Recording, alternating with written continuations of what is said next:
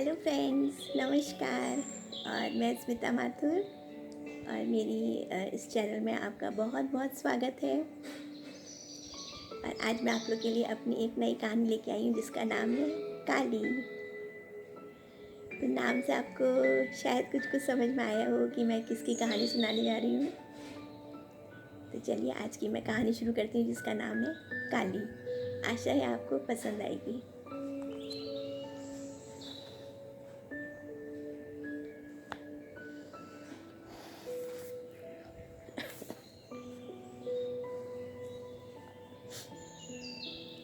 उसने अपनी काली लंबी गर्दन अपने बच्चे के ऊपर फैला रखी थी। कल की जच्चा रात भर असीम पीड़ा में तड़पी होगी। तेज पानी की बौछार उसके काले चिकने बदन पर पड़ रही थी। मैं सिहर उठी। माँ का ये रूप अपने नवजात शिशु को बचाने के लिए पानी में भीग रही है, ठंडे पानी में। कहीं बुखार ना आ जाए। हाय, कहीं इस नादान भोले शिशु को कुछ हो ना जाए। मेरा शरीर भय से कांप उठा। तभी ना जाने कहाँ से नीली साड़ी पहनी नीता आ गई थी। अरे दीदी, इतना छोटा बच्चा, इसे कुछ उड़ा देते हैं। और किचन में रखे एक पुराने मोटे पर्दे से ही उसने नवजात शिशु को ढक दिया था। अरे दीदी, ये तो कम पड़ेगा, पानी बहुत तेज है। और उसने दूसरा मोटा हल्के सुनहरे रंग का खादी का पर्दा उसको उड़ा दिया था। बच्चे की ओर से निश्चिंत होकर और ठंडे पानी की मार से सहम कर काली बोगनवेलिया की घनी झाड़ी के नीचे छिप गई थी।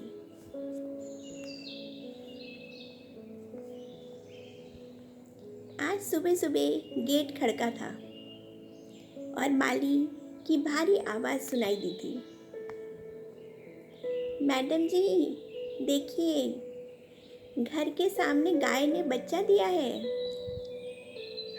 और मैं और मेरे पति बाहर दौड़े थे। आहा, घर के सामने गाय ने बच्चा दिया। बाहर पतली सी काली सड़क के पार वो बोगनवेलिया की झाड़ियों के पास खड़ी थी। काली, चिकनी, मजबूत, छोटे छोटे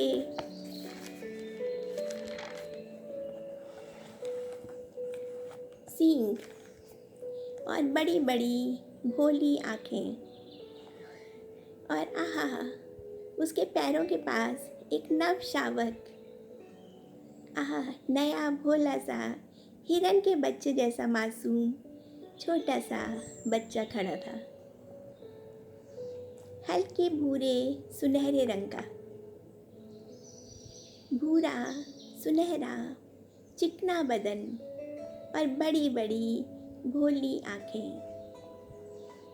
खड़े हुए पत्ते के समान दो कान, एकदम साफ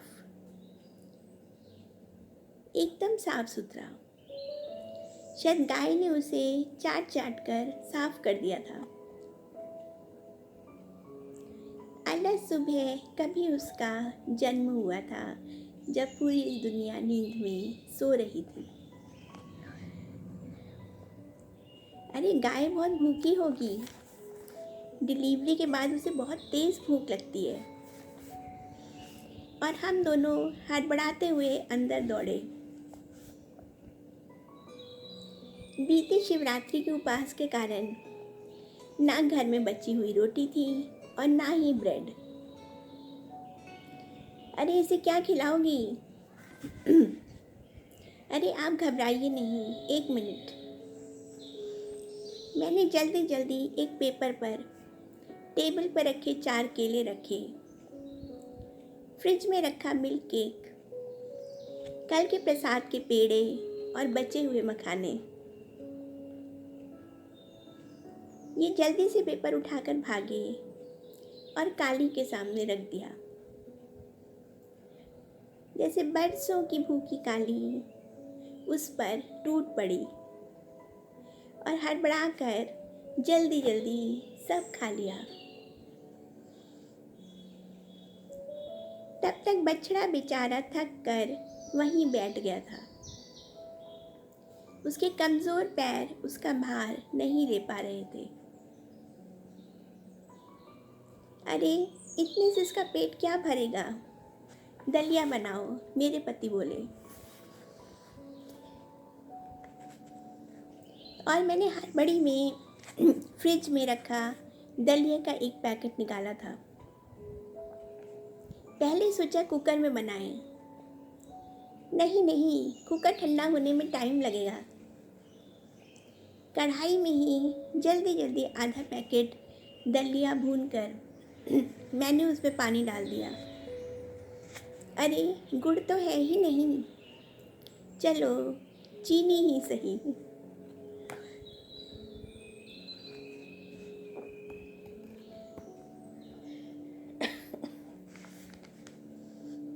और मैंने गरम गरम दलिए को चौड़े मुंह के काले फ्राई पैन में पलटा था और बाहर लेकर दौड़ी थी। अरे, बड़ा गरम है। काली, आराम आराम से खा बेटा, बहुत गरम है। लेकिन काली को इतना सब्र कहाँ। वो अपनी जीभ से चाट चाट कर फटाफट सारा दलिया खा गई और मैं दौड़कर आधा बचा दलिया बनाने पहुंची। दलिया बनाकर मैंने माली को पकड़ाया। ना जाने तब तक कहाँ से 2-3 भूरे कुत्तों की फौज आ गई थी और बार बार बछड़े के पास जाने की कोशिश कर रही थी। काली अपनी गर्दन हिला हिलाकर उनको भगाने की कोशिश कर रही थी। तब तक ना जाने कब बछड़ा उठकर दीवार के किनारे पड़ी पीली पत्तियों के ढेर पर बैठ गया था।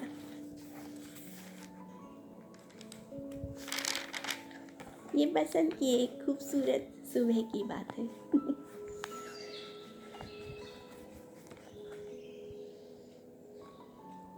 सुबह उठते से ही होने वाली भागदौड़ में मैं बेहद थक गई थी। मेरा दिल और शिराओं में बहता रक्त सन सन कर रहा था और मैं पस्त होकर रजाई ओढ़कर लेट गई थी। इन स्ट्रीट डॉग्स से बछड़े की रक्षा करना भी मुझे भारी पड़ा था। कहीं इन्होंने मुझे ही काट लिया तो लेने के देने पड़ जाएंगे। और तभी ना जाने आकाश में कहाँ से काले काले बादल छा गए थे।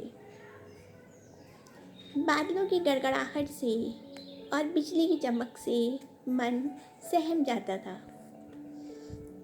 अरे, ये बसंत के मौसम में ये कैसी बेमौसम बारिश। हे साईं राम, पानी ना बरसे। ये नन्हा सा बछड़ा और उसकी कमज़ोर माँ भीग जाएंगे। मेरे मन से, मेरे दिल से ये प्रार्थना निकली थी। लेकिन प्रकृति को कुछ और ही मंजूर था। तभी धड़धड़ा कर पानी बरसा था और मैं जब दौड़ कर बाहर गई, काली अपनी लंबी गर्दन फैलाकर बछड़े को ढकी तेज पानी में खड़ी थी। माँ का ऐसा रूप अभी भी मेरी आंखों में जैसे बस गया है।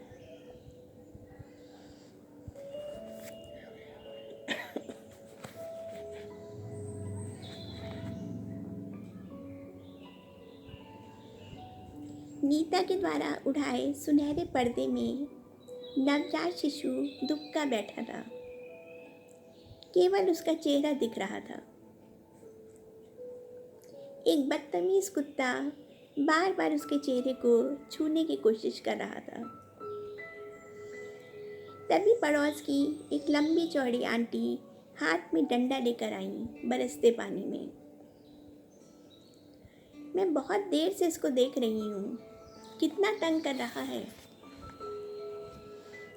और उन्होंने हट हट करके कुत्ते को भगाया।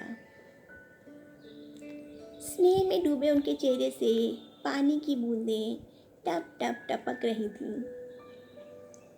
सीधे पल्ले की सूती साड़ी, खिचड़ी बाल और एक चोटी, शायद किसी गांव को बिलोंग करती हैं।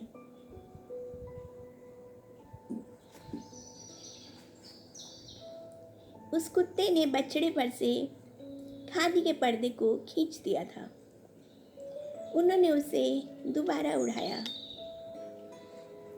तभी नीता बोली, आंटी, क्या आप इसे उठाकर बोगनविले की छाया में रख सकती हैं? आंटी बोली, क्या गाय रखने देगी? पता नहीं। वे पर्दे को हटाकर उन्होंने बच्चे को उठाने की कोशिश की, किंतु वह हाथ से फिसल गया। अब उन्होंने दोबारा उसे गोदी में समेटा और इस बार वो उनकी गोद में आ गया था।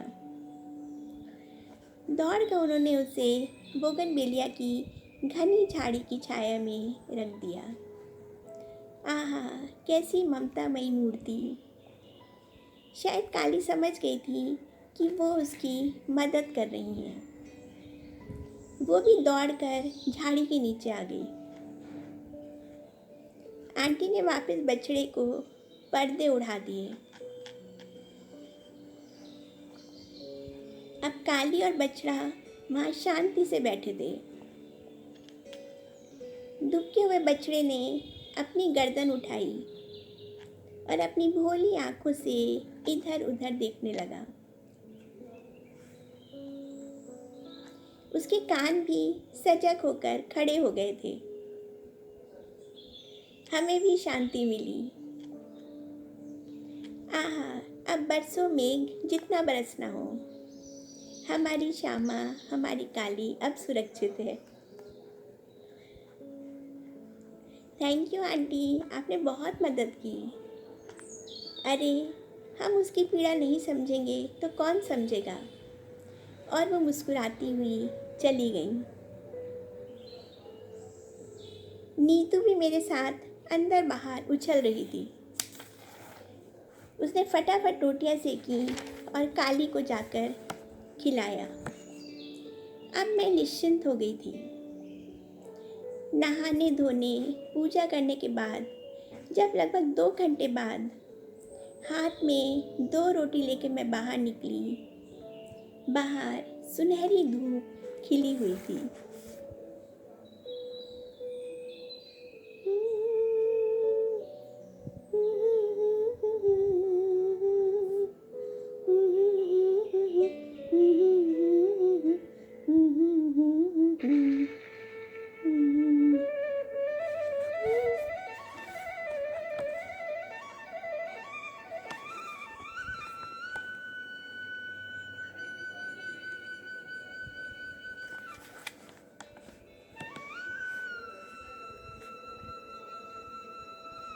काली हमारे गार्डन की हैज के पास शांति से बैठी थी और सुनहरा भोला शिशु गहरी नींद में सो रहा था।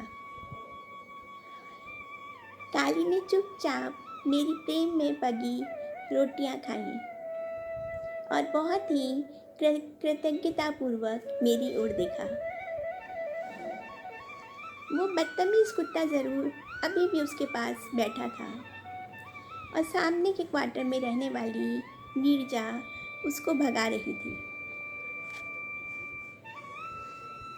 सूरज की सुनहरी धूप ने काली और बछड़े को गर्मी दे दी थी। कैसा प्रकृति का अद्भुत चमत्कार! देर दोपहर को जब मैंने बाहर जाकर देखा, एक और काली गाय काली के पास उसकी सुरक्षा के लिए बैठी हुई थी।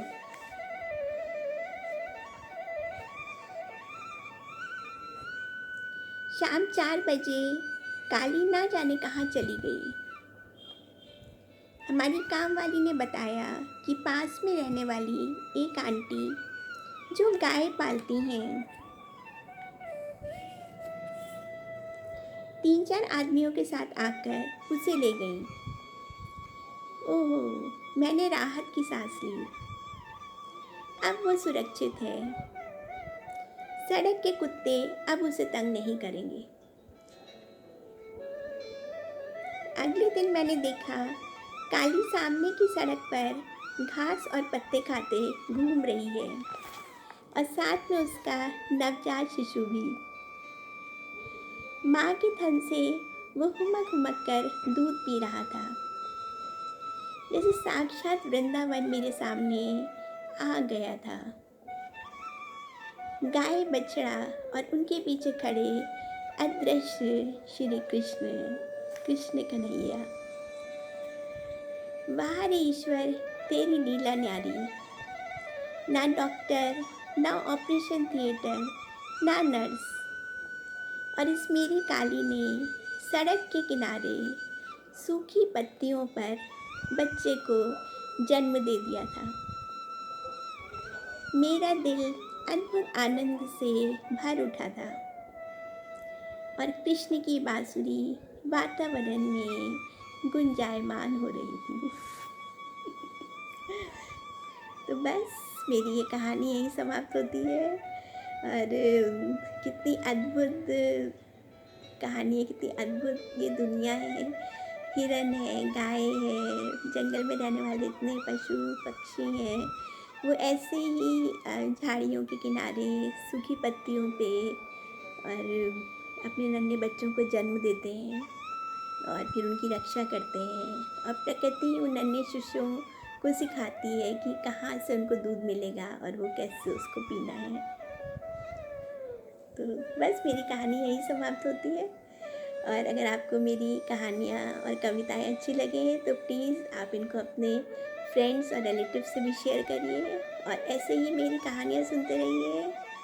चलिए फिर मिलेंगे अगले सैटरडे को। Okay, bye, see you, all the best.